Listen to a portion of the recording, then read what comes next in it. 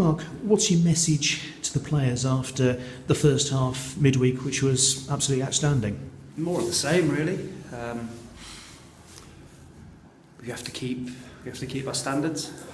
We have to keep our tempo up and make sure that we're on the front foot. We know it's going to be a difficult game up at North Ferriby, and like I say, we've got right at it again. And I suppose managers always want more. I mean, is it sort of demanding that for 90 minutes, or is it even possible to do that for 90 minutes? I heard some stuff about the commentary on Tuesday night. My dad listens to it from Spain. He said I had to turn it off after 60 minutes. He said it sounded as though you were playing rubbish. And, certain players are having a nightmare, but when you're 4-0 up at half time and the opposition are down to 10 men and they decide to get everybody behind the ball on the edge of their own box, it's difficult to score goals because they don't want to concede anymore, because they don't want to get humiliated in their own backyard. So we can either go hell for leather and risk getting caught at the back, or risk expending loads of energy with another game on Saturday, or the players can manage the game without any instruction from me and conserve 45 minutes of energy so they're fresh on Saturday. Now, when I last looked at the rule book, if you win 24-0 or 4-0, you only get 3 points, I think. So that was the case.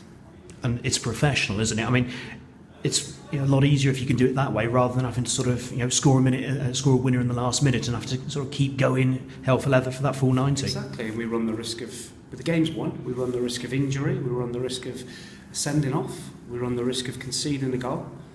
The game's won. We don't need, nice if we can score 6 or 7, but if the other team don't want to play and they build a wall in the goal, it's difficult.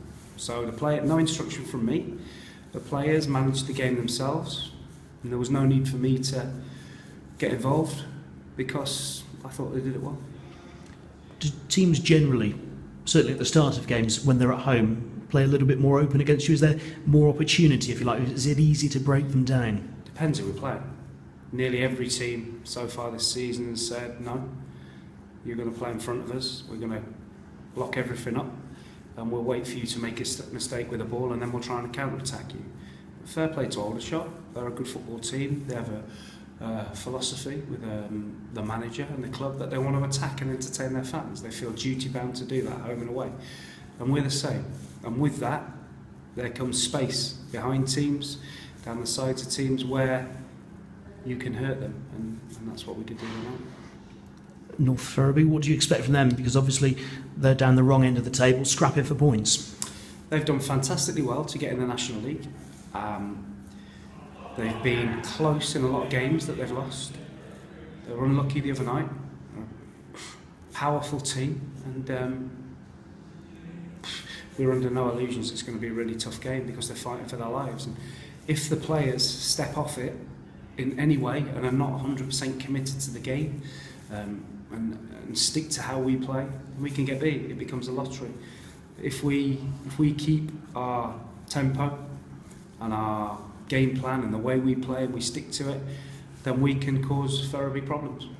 I mean, you mentioned their last game was very tight. It does seem they've had a lot of tight results recently. No one's actually sort of done them over since Lincoln right in the first week of the season. That's right. They played 3 at the back the other night and 5 at the back, and they had a man sent off.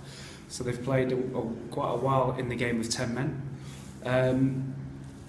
But they were well in the game. They had some good chances, especially from set pieces. Got some big players, and we'll have to guard against that. We're fully expecting a real tough game. When you go up north, there's no quarter given. And, we're going to have to be at our best to get anything. Last Saturday you said you'd make changes to the front four. You did. It worked on Tuesday. How difficult is it now to even consider changes for this weekend? I think people think that I do it to be clever or it's rotation. It's not. I look at every game on an individual merit and I decide the best team to play to try and win a game. Now, I'm not silly enough to leave players out of the team that have played really well and scored 2 goals.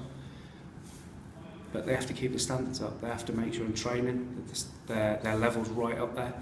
And it's no good playing one game and scoring 2 goals. Then the next 2 games you contribute nothing. It's about consistency. And I think the players are starting to realise, whoever it is, that there's always somebody behind them waiting to take their shirt. And I'm not afraid to make changes, no matter who it is. But I'm not silly enough also to fix something that's not broken. Injuries? Any problems this week? No, none.